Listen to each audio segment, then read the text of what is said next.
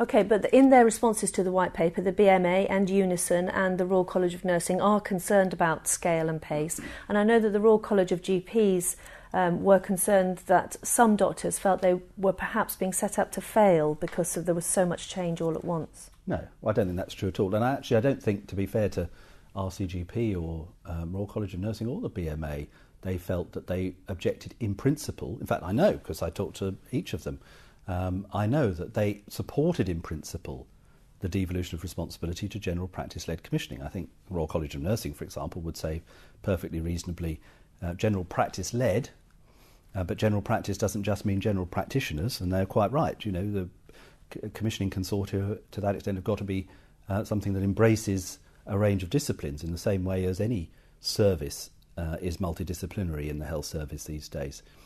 But the point, I mean, I think it's very important to recognise, of course there is a scale to this, because we are asking people all over the country to make a transition toward more devolved commissioning.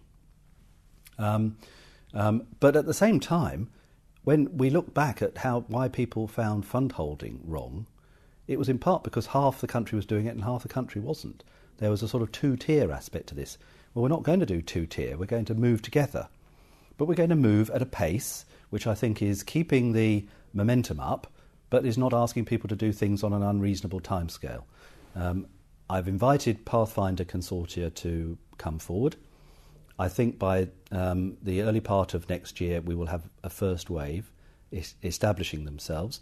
I think during the course of 2011-12 we will see the consortia find their shape and geography and momentum and ideas so that they can influence commissioning during 2011-12 and begin to establish what they want to do. 2012-13 they have a full year during which effectively to be taking responsibility for commissioning, although not the legal responsibility, so they can pretty much do a complete dry run before taking a legal responsibility in 2013-14. And this final point about people circling. Look, GPs are already, in many respects, responsible for commissioning. You know, who is it who does the referrals in the NHS? Who is it who does most of the prescribing? Who manages most of the relationships with patients? Answer, it's in general practice.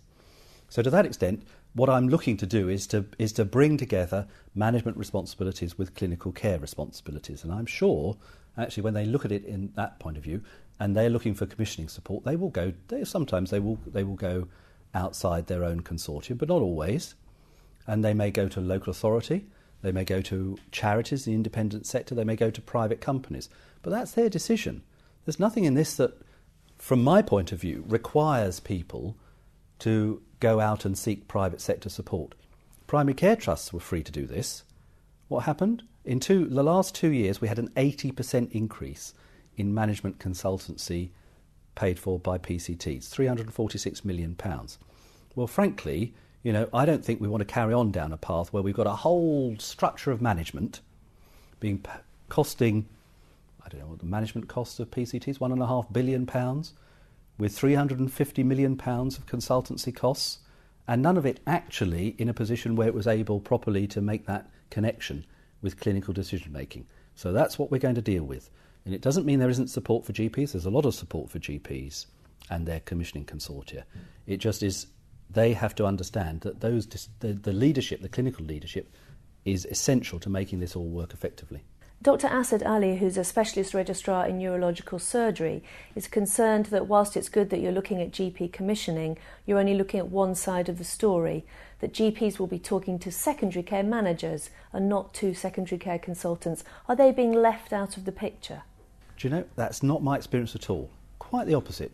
Where GP commissioning consortia are active, and remember, actually, something over 90% of the country, technically, they're a PBC commissioning consortia already. They're just, many of them, not really had the opportunity to do what they had the potential to do. But when I'm talking to them, when they're talking to hospital, they're talking to consultants, they're talking to specialists by and large, because they're the best people in order to try and design services. Because we're moving away from a world where commissioning is essentially just about cost and volume, to one where it's designed around the needs of patients and care pathways. We've got to really equip GPs as commissioners, not only with the resources and responsibility, but with things like a payment system that helps that to happen, so they can really design services along care pathways and so on, including the community. That's why we need the payment system to extend into the community as well into hospital medicine.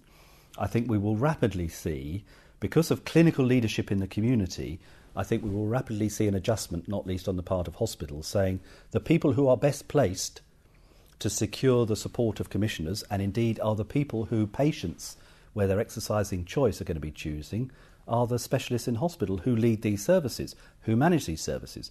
They are best placed to design these services in cooperation with general practice commissioning consortia. And actually, that's what I found. That's exactly what happens. So they become ambassadors as much as anything. And actually, they become themselves responsible to a greater extent. The burden of the question is there are two sides to this coin. Yeah, absolutely right, there are. There's commissioners and providers. And I think if you change commissioning so that it is much more about clinical leadership, quality and the design of service for patients, you very soon find that the provider side, healthcare providers and hospitals themselves begin to adapt and say, we want also to have clinical leadership at the forefront of that relationship. Mark McCartney, who's a GP at Pensilver Health Centre, asks, could you advise my practice on which consortium to join? There seems to be a choice of two, but both will start off by inheriting huge PCT debts. Should we go for the nearest one or the one that is least broke?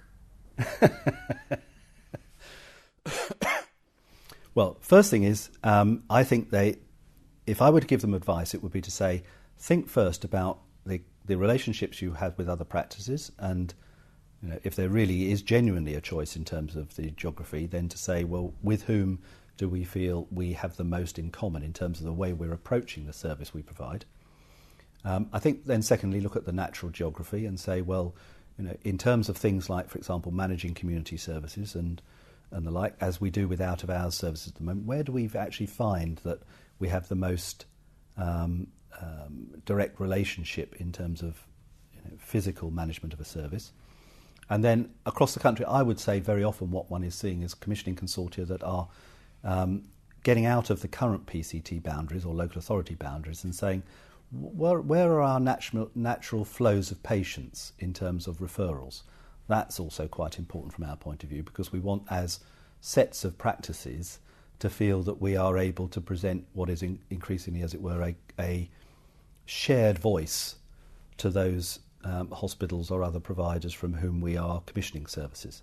So I would go that. I would say from their point of view, we've got part of the reason why there is 2.5 years between now and the point at which they take a legal responsibility is because in that intervening period of time, they will be taking more responsibility together with the PCTs. And one of the things we will do is try to make sure that when they start, they're set up to succeed, not set up to fail. So I don't think from the point of view of deficits, we're going to deal with deficits. We have to deal with deficits. But in my view, we should not deal with deficits by just handing them over to commissioning consortia. So there will be some flexibility. Oh yes, they will have flexibility. I mean, by its nature, of course, given that the commissioning consortia are going to commission, for example, for emergency care and urgent care, and for the resident population that isn't registered, they have to have defined geography. So to that extent, if they were one side of the Tamar or the other, let's say, starting with Penn, they might well be in a position where they might have scope. And I've talked to practices who are on boundaries, like local authority boundaries and PCT boundaries, who've said, actually, the natural thing for us to do would be to go with other practices the other side of that boundary. Can we do that? Answer, yes, you can. Can you give Dr. Richard Carter, who's a GP partner, any indication of when they will receive the details of the funding formula for commissioning budgets? Well, when we come to commissioning budgets, of course, remember they will form two parts. There will be the money for purchasing the services for patients, and there will be a management allowance.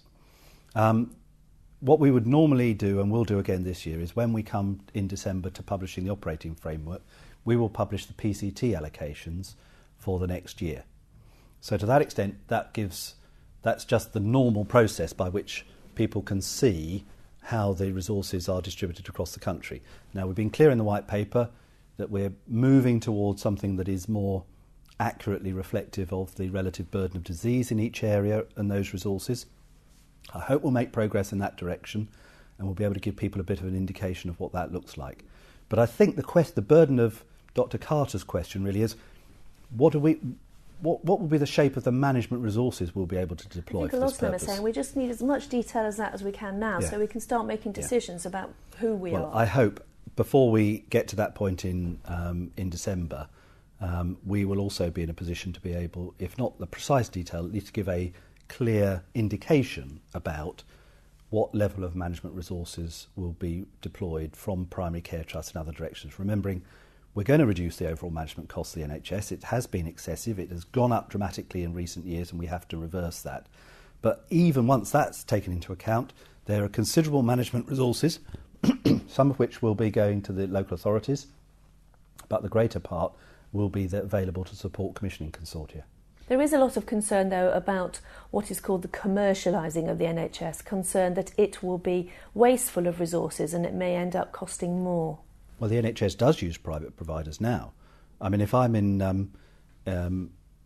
was a consultant in psychiatry, I would be quite used to the idea that there might be a range of providers, some of whom are private sector, some of whom are NHS, and that would be true It's true in palliative care. There are independent sector providers. They happen mostly to be charities, but they're not NHS owned.